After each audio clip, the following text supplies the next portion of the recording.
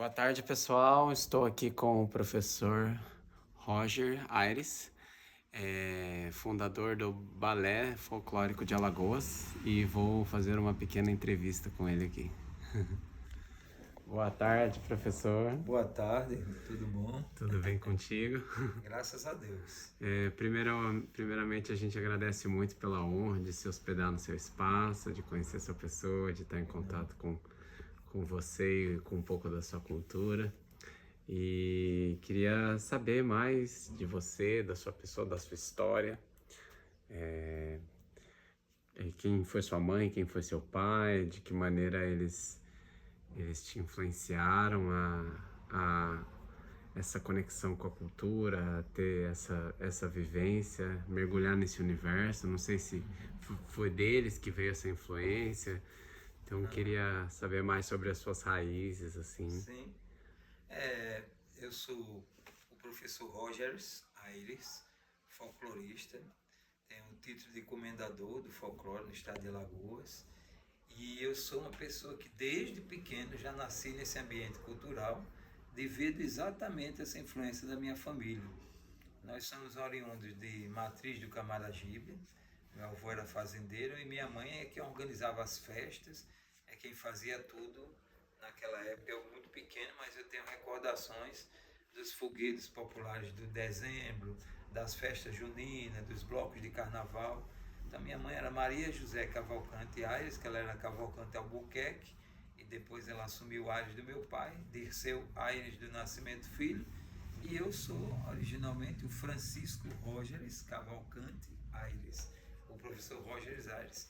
E estou nessa missão, divulgando o folclore de Alagoas, a nossa cultura popular, há exatamente 50 anos. Então, praticamente meio século que eu venho fazendo isso, desde 76, e eu venho fomentando isso nas escolas, eu venho distribuindo esse amor pela nossa cidadania, pela nossa identidade cultural em todas as comunidades, resgatando isso, que hoje em dia com o sistema globalista a gente perde muito essa identidade com a nossa memória, com nossos antepassados, e eu consigo trazer folguedos de origem portuguesa, indígena, negra, tudo para a prática de hoje em dia, com uma nova releitura, com uma coisa assim mais moderna, mais criativa, para cativar a juventude que só quer estar tudo na agitação, na dinâmica do celular, da tecnologia, da internet. Aí fica bem difícil você trabalhar com o elemento chamado tradição, né? Então, hoje é um grande desafio manter essa fogueira acesa, e eu venho conseguindo graças ao apoio dos organizadores de eventos, congressos e festivais, que é onde a gente consegue desenvolver melhor nossa proposta.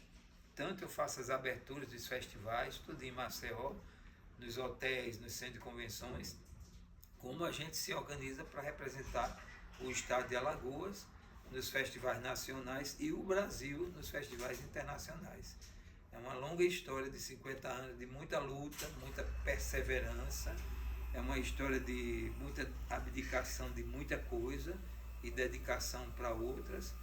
E eu fui uma pessoa que não teve tempo de fazer família, de constituir casamento com mulher, com filho, essas coisas, porque eu me entreguei de corpo e alma a essa minha missão, esse projeto. Agora na aposentadoria, que eu fui professor da Universidade Federal de Alagoas por muitos anos, e agora na aposentadoria eu não queria ficar parado, eu transformei a minha casa numa pousada. Tanto que o meu grupo, que é conhecido como Grupo Transarte, terminou originando a pousada Pousarte. Então a gente ficou tudo na arte. E tem sido um sucesso, porque graças a Deus está selecionando as melhores pessoas para frequentar a minha casa, e eu tenho recebido músicos, artistas, pessoas ligadas à cultura direta ou indiretamente, e isso é um motivo de grande satisfação, porque eu não me sinto aquela pessoa que pendurou a chuteira. Eu somente mudei de departamento. Antes eu estava dando aula para os alunos na universidade, e agora eu estou compartilhando meus conhecimentos e minhas emoções com as pessoas interessadas em conhecer Maceió, que é um lugar belíssimo, e a sua cultura, a sua história. A minha casa termina sendo uma espécie de um ponto de cultura. Que legal. Porque eu tenho aqui um pouco de tudo para você pesquisar, conhecer e mergulhar nesse universo tão bonito que é esse da cultura popular. Então hoje eu sou um folclorista realizado por ter cumprido todas as minhas etapas. E fico muito feliz em receber gente que tem conteúdo, gente que tem assim, uma vontade, uma sede de conhecer a natureza de cada lugar, a natureza cultural, porque muitas vezes as viagens são muito rápidas e as pessoas não têm tempo nem de saber qual é o prato típico daquela cidade. E aqui não, ele vem, eu dou toda assistência, passeio, mostro os pontos culturais, conto a história da cidade, e para mim isso está sendo o restante da minha missão nessa face da terra. Eu vim para isso, para ser um conservador que vai semeando, que vai zelando, é aquele cara que toma conta do museu para ninguém quebrar nem roubar as peças.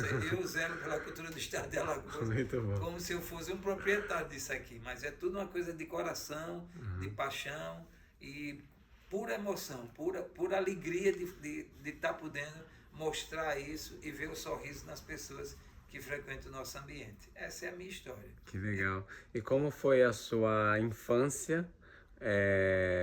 De que maneira assim a sua família direta ou indiretamente influenciou você, assim, como na prática, né? Como foi essa vivência para essa transição da sua infância para esse mundo, para esse universo cultural? Nós somos 5 filhos, então o primeiro sou eu, que veio para essa vida no corpo de um homem. E eu sou muito do espírito, sou muito espiritualista. O corpo para mim não interessa, interessa a essência. Essa essência minha, que é uma essência de amar a arte, a cultura, veio no primeiro filho desse casal, a Maria e o Disseu. A seguir vieram as meninas, Socorro, Patrícia, Zuleika e Micheles. Então, enquanto a minha mãe lutava um filho atrás do outro para dar conta sozinha, porque minha mãe era uma pessoa muito trabalhadora, mas não era uma pessoa rica, era uma pessoa humilde. Meu pai era motorista de ônibus, minha mãe costurava. Então, enquanto eles faziam isso, eles naquela época não tinham a possibilidade de ter babá, de ter acompanhante, nada disso. Então, o mais velho é quem ficava com essa missão. E eu, para tomar conta das minhas irmãs, enquanto meus pais saíam. Eu, para poder zelar pela segurança e pela distração das meninas enquanto meus pais viajavam. Eu ia começando a mexer nas coisas e inventar. E eu começava tendo ideias, inspirações de música, de dança, e transformava as minhas irmãs nas cobaias. Então, elas viravam pastoras, elas viravam baianas, elas viravam rumbeiras. Aí eu via alguma coisa na televisão, preto e branco, na década de 60. Aí eu tentava imitar, eu era fã de Oscarito, de Grande Otelo, de Chacrinha, de Costinha, né, desse pessoal todo. E eu fazia muita piada, muita brincadeira, montava circo no quintal. Então, toda essa pulsação minha artística vinha de uma necessidade de uma ocupação que eu tinha para entreter minhas 4 irmãs que eram danadas. Então, a gente tinha que fazer alguma coisa para elas ficarem ali se divertindo e não enchendo o saco. Então, a minha mãe começou a perceber isso e começou a entrar na viagem. Pegava papel crepom, aí costurava, fez roupa de pastoril, fez roupa de marinheiro, não sei o que e tal. E a gente, já depois, quando a gente saiu do bairro da Ponta Grossa, lá da Levada, e veio morar aqui no bairro da Pajuçara, próximo da praia, a gente tinha um espaço maior e já estávamos maiores e tinha muitos amigos. Então, em 1969, a própria minha mãe fez um pastoril todo de papel crepom para apresentar para os vizinhos, na garagem do meu pai. E eu acho que aí começa tudo. Porque de 69 até 76, a minha cabeça girava nesse sentido. Fazer pastoril, fazer cavalhada, desfile de carroça ornamentada com o casamento caipira no São João, bloco de carnaval, escola de samba. Tudo vinha na minha cabeça e tudo eu ia reproduzindo com os colegas. Agora não mais só com as irmãs, mas também com todos os colegas da rua, da região. E daí a gente pegou esse impulso até que em 1976 a gente fundou oficialmente o Grupo Transarte, que na época era a Comunidade Artística da Pajuçara, CAP, e a gente montou isso lá no Teatro Deodoro, e aí nasceu todo esse império da Comunidade Artística da Pajuçara, que viria a ser um dia o BFAL, o Balé Folclórico de Alagoas. Caramba, hein? Que foi incrível. Uma história longa. Nossa, que incrível. Então começou isso de uma maneira assim super veio de uma necessidade de entreter suas irmãs, Isso. e aí É vocês onde brincando começa. no quintal, Exatamente. colocando toda a arte humana para Exatamente. fora. É isso aí.